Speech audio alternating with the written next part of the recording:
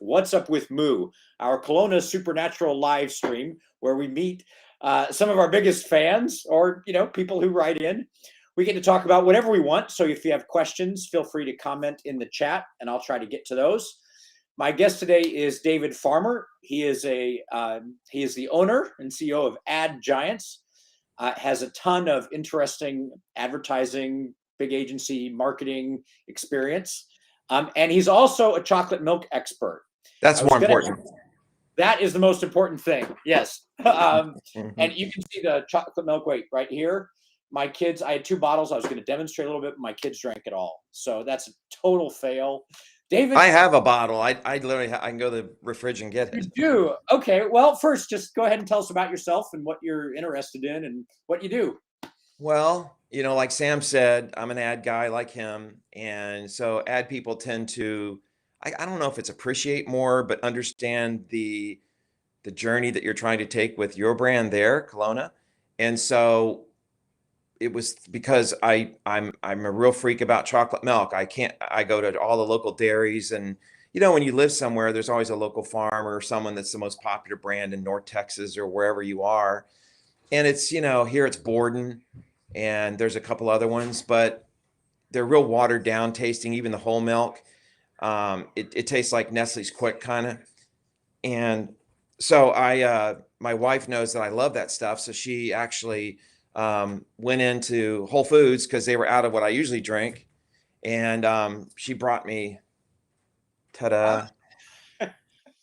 And so when I was tasting, I'm always, the other, your mistress that I drink is Promised Land, but that's a big Texas brand. And I'll tell you why the differences are. But she brought it in, and I'm always like, nah, that's not going to work. And I was kind of like, wow, that's kind of an interesting label. It looks like it looks organic. It kind of looks like something special. And I even like the shape of the bottle. Mm-hmm. So I took a swig of my other one, cleans my palate, took a swig of that, and I was profoundly blown away. I was like, I might have found the rival. This is it, and there's only a really small difference. So anyway, I'm an ad guy through the day. So when I was in bed that night, I said, I got to check these guys out. So I went to your website, learned all about the family and the history, because I love learning about that stuff. And I wrote you a note. And it was a crazy note. I just said, I love chocolate milk.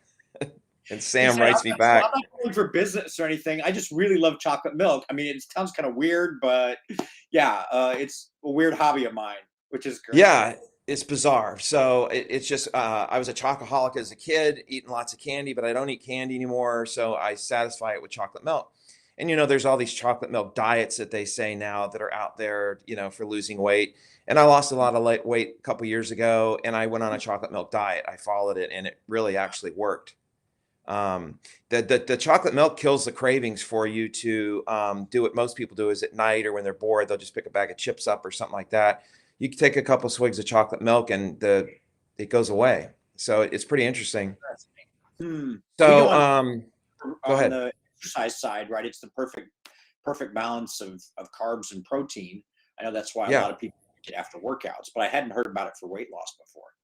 Yeah, Google it. There's some chocolate milk weight loss diets that are out there. Mm-hmm.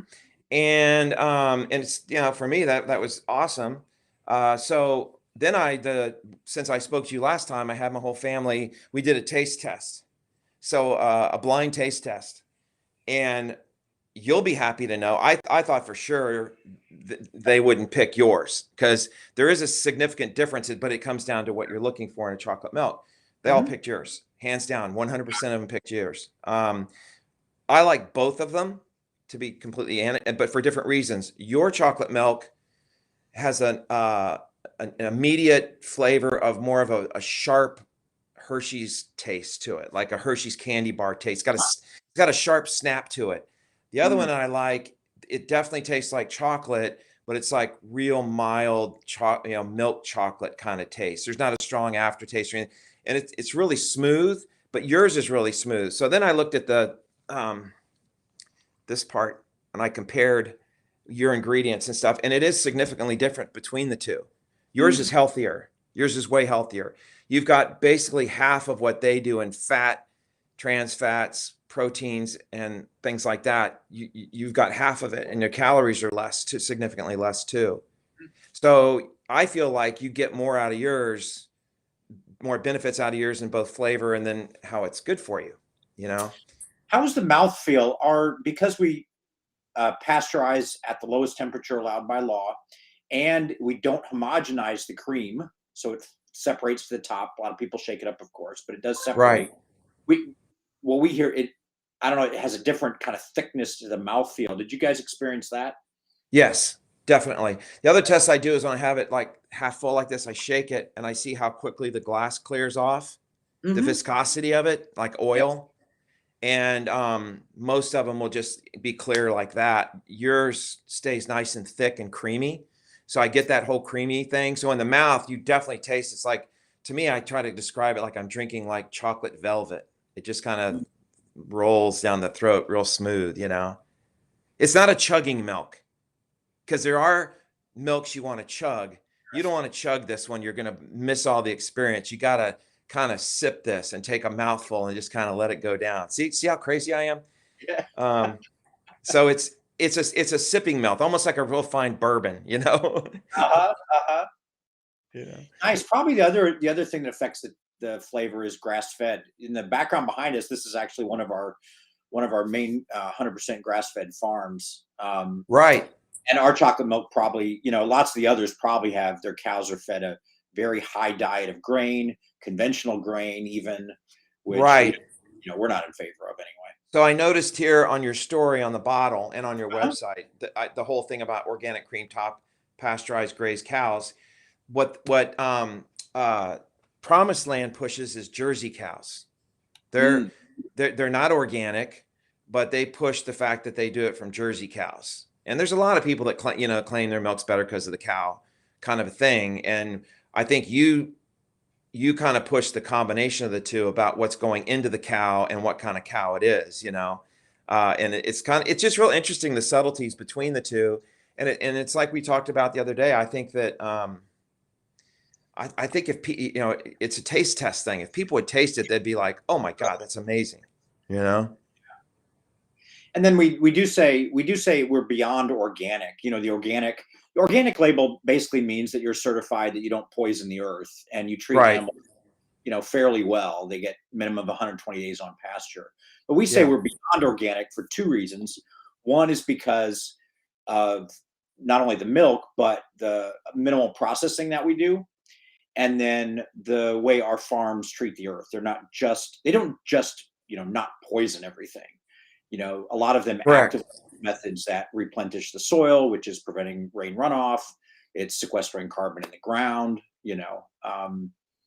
So we've been sort of hitting that beyond organic I idea like for. the beyond organic. It has a lot of versatility from an advertising standpoint, and from a consumer standpoint, it's messaging, because it's like, organic has become almost just a passe word, a cliche type word, because everybody can say, "Oh I let the chickens free range chickens." It's like, what does free range really mean? I Yeah. mean, watch some of those videos on how people define free range; it'll blow your mind. But I mean, I just have this picture in my mind of this quaint town in Iowa with these great family-run farms, and they pet their cows and know them by name. You You, know, you, there's yeah. old Bessie. Let's pull up Bessie and get some milk out of her, kind of thing. Versus that just gigantic, Willy Wonka pasteurization machines kind of thing. Yeah. Yeah. Yeah. We need more of that, more small local farms producing organic food and practicing regenerative agriculture that helps improve the environment. Let me ask you a question. So on your distribution, Sure. obviously I found this in Texas. Yep. Iowa's not a contiguous state. And I know the shelf life on this stuff isn't as great long as pasteurized stuff. Um, what is your strategy for, world domination on this? Well, we are now in almost 50 states. Wow. The products that travel the farthest are the cultured products, which have a higher shelf life. Things like our whole low-fat cottage cheese, sour cream, buttermilk. Buttermilk's great, by the way, too. Oh, I got to try that. Those go all the way. It's still hard to get the freshest milk. Yeah. Um, outside of the region or the Midwest region. And it's funny, but it kind of depends on transportation routes. So we can ship west because there's clear, straight freeways. If we try to shift into the East Coast, like into New York City, the transportation, freeways and traffic actually has a big difference on when our milk arrives and how it gets sorted out by the I time. understand. So it's hard. I think, we do not, as a company, want to go towards ultra high temp pasteurization, which a lot of even organic and grass-fed companies are going to, because it extends the shelf life. I think during the pandemic, people wanted longer shelf lives. So somebody said, we're going to grab more market share by doing this. But ultra high temp pasteurization is 280 degrees Fahrenheit. It sterilizes everything in the milk. We think that changes the flavor. It changes, the enzyme and molecular structure of what's going on in the milk. So we don't ever want to do that. Makes sense. I don't know how far we'll ever get. We do get down into Georgia, to California, down there. So there are places outside of the Midwest where our milk does reach, but it is hard. Yeah, it is. It does get kludgy on the roads when you get, east of like Ohio, because then you've got the mountains, and you've got a million highways and traffic and all that. And I do know that, having spent a lot of time on the East Coast and Upper East Coast and New York and stuff, I think I told you, one of the only other great milks I found was one time in a glass bottle at Grand Central Station. It was barely marked. And it was just you could tell it was just some local, probably New Jersey milk farm or Pennsylvania that just brought it in daily or whatever. But that's not scalable, obviously. But it was one of those things. It's like when I tasted your milk, you're like, man, you can tell the difference. It's like, wow, that's just so good. Because I agree. I think if you went to that double, triple pasteurization technique, you're going to lose something. Yeah, and it may look good on a bottom line on a spreadsheet, but it's not going to look good on the consumer's face when they gulp it. Yep. Yeah, I think our strategy for world domination, if there is one, is to continue to emphasize beyond organic and what that means. And a shorter shelf life, in our case, means that it's fresher. It's not as fresh if it's UHT pasteurized, ultra high temp pasteurized. Here's a crazy question for you. At one point in my career, I worked on another Midwest brand that's pretty popular, but it's an ice cream, Blue Bunny ice cream. Sure. And they're, we're a family-owned small town creamery or whatever like that. Have you ever contemplated, doing an ice cream or anything like that? Oh, we have, so many ideas come up. I think my initial take was that the market is saturated with ice cream and, every, double walnut, hemp, lavender raspberry flavor ice cream. So that's true. We're sorting through that. I know we're working on it. They're talking and they're looking at different formulas and things. What do you do to test stuff? Because I know you've got a local, like, consumer facing, like, store there, don't you? Little tiny tourist store, Kalona. A tourist store. Have you ever, tested any sort of ice cream product there, just to kind of get any sort of feedback or anything like that? We actually do. We have Rooster Call and a bunch of other creative sounding ice creams there. Oh, nice. They're different from our all organic, Kalona Supernatural brand, of course. Okay. I think that's part of the tension is if we introduce a premium ice cream, not only what's the brand, but what's that brand built on? Is it organic? We're not sure. I don't think. Yeah, that's true. Is it clever? Is it farmy, Rooster Call, farmy fun? Is it, real sophisticated, high fat content? Right. Processing. Well, I love the uniqueness of your packaging. It definitely sticks off the shelf. My wife made a good observation in that the product placement at Whole Foods where she got it, it kind of went from these iced coffee drinks, and it kind of moved down custom coffee, mixed teas and stuff, all the way down to chocolate milk. And there wasn't a distinct dividing line. And she said it kind of felt like it was an extension of some sort of iced coffee or something like that. But again, that comes into product placement where they put you. But it definitely stood out from all the other packaging on the shelf. Yeah, we're redoing our logo. We're redoing our labels. Actually, you can see this. Oh, that's great looking. course, right away, this is our current packaging where the spoon dominates, the USDA logo is smaller. Yeah, I was going to There's say that more doesn't look like the banner. other one. Yeah.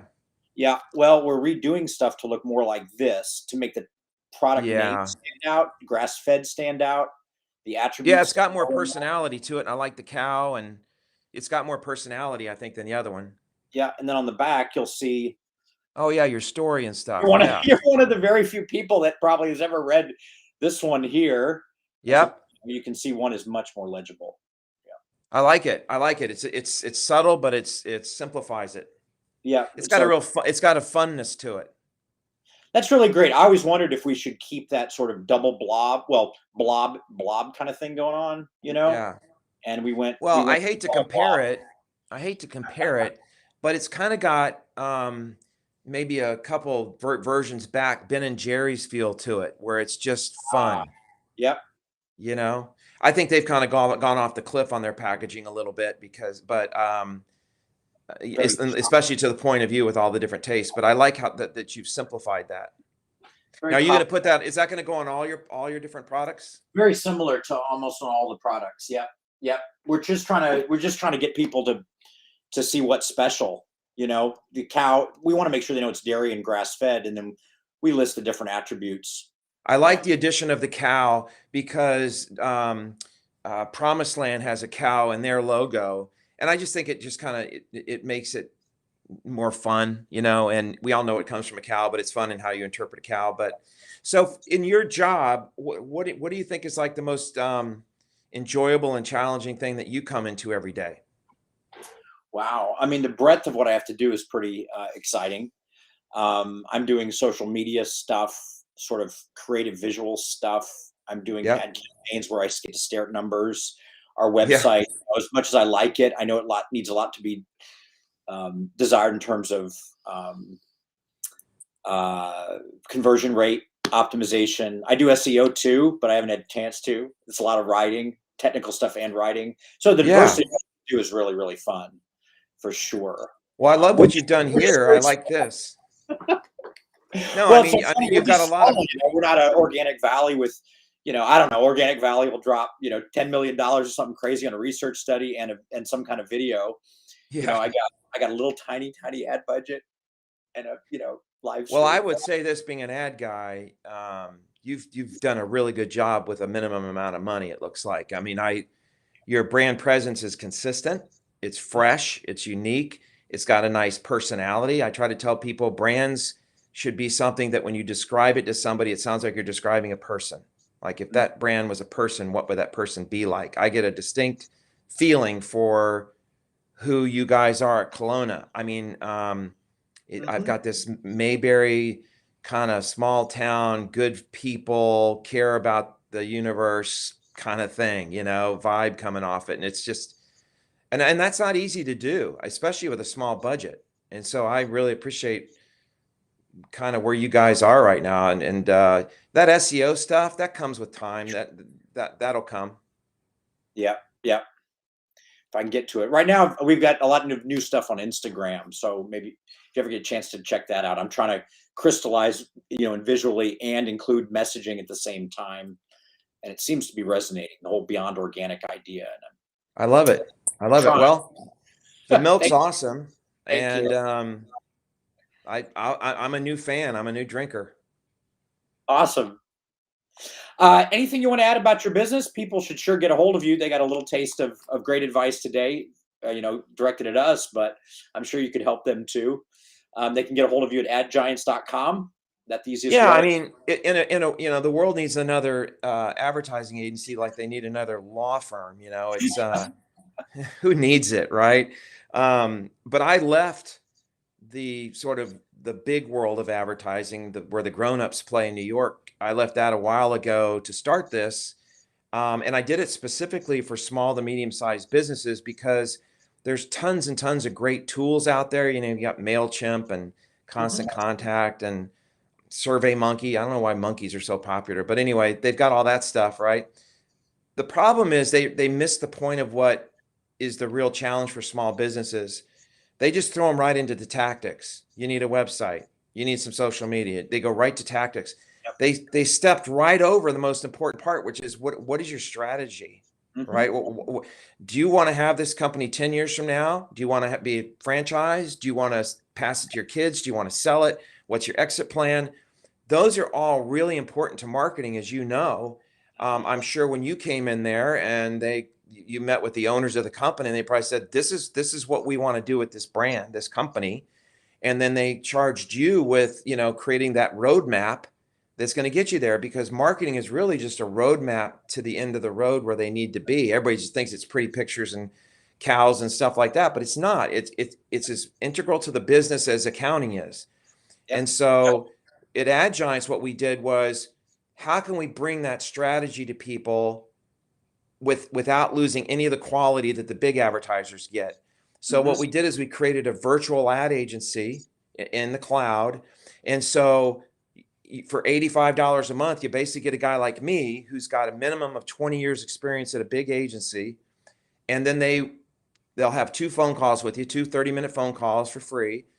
And we create a strategy. We say, based on what you told me you wanted to do with your business, this is what I would do to get you there. Now, some of them are free things, just very free, sweat equity type things that you might have just not noticed and said, yeah, if you want to stick out, just do this, and some of them are going to be packages. But, if a plumber comes into me and says, I need people to follow me on Facebook, we're going to go, you're a plumber. You don't need Facebook. I mean, what you need is a referral program. You need to turn all your customers into disciples, telling everybody what a great plumber you are. And they go, well, how do you do that? Well, there are things called referral programs, how you set that up, right? And then what we did is on the back end of our platform, this is all in an app, by the way. On the back end, we went out to all these vendors that do all these things. So companies that are experts in SEO or organic search or social media, all those kinds of, everything, skywriting. If you wanted skywriting, I got a guy, right? So everything. And so we went to them and said, we need you to be in our ecosystem, but you're not going to bid on the jobs. I need you to productize it. So make them into packages, like on a shelf in an advertising store. What would this SEO package cost? Well, the entry package is only $500, right? What do I get for that? You get this, right? And so they go, well, how do I make money on that? Well, I'm going to bring you customers. You don't ever have to work with them, talk with them, because sometimes we know small customers can sometimes be as much work as a big customer, right? So we just go, you don't have to deal with them. There's no cost of sale. And I'm going to give you hundreds of these jobs. So you've got a constant flow of work coming in and you're not having to look for it. Well, people are like, I'll sign up for that all day long.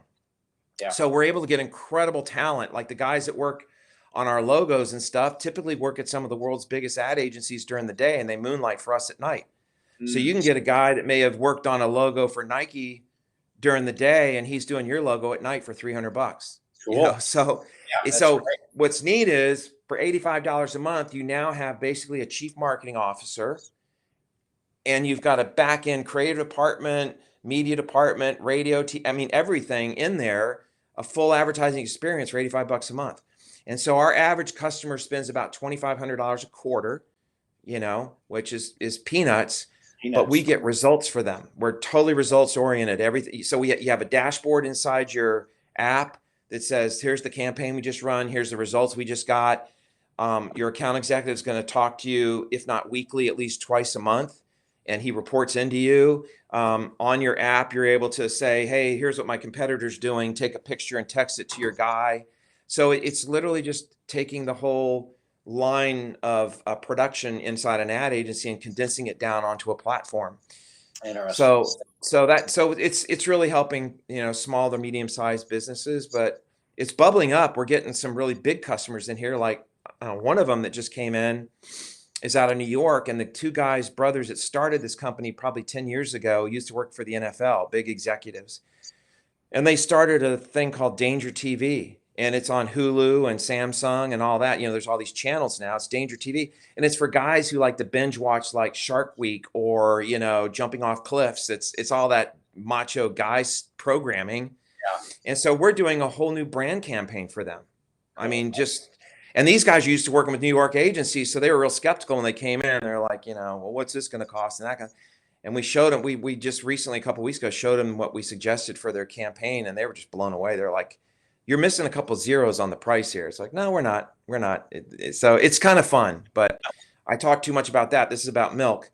But if you That's have a small awesome. business out there, give us a try. Yeah. Yeah, absolutely. I like what I heard a lot. And I'm going to call you. I got another appointment, but after the show. Yeah. Say. Well, like I told you, like I know you've got a lot of stuff on your plate to do. We've got some great partners that I'd be happy to recommend in any of the areas that you have that are as good as anybody you're going to get in those areas. And it's very, very affordable. Yep. Cool. I do need some help on a few things. So, well, Sam, awesome. You're doing a good job, man. Good job. All right. I appreciate it. David, thanks for being on What's Up with Moo today. Yep. Go buy some more chocolate milk. Actually, I'll send you a few coupons. It was tell the owners thank you. It's good stuff. All right. Thanks everybody. Thanks for tuning in. And we'll see you next time on What's Up with Moo.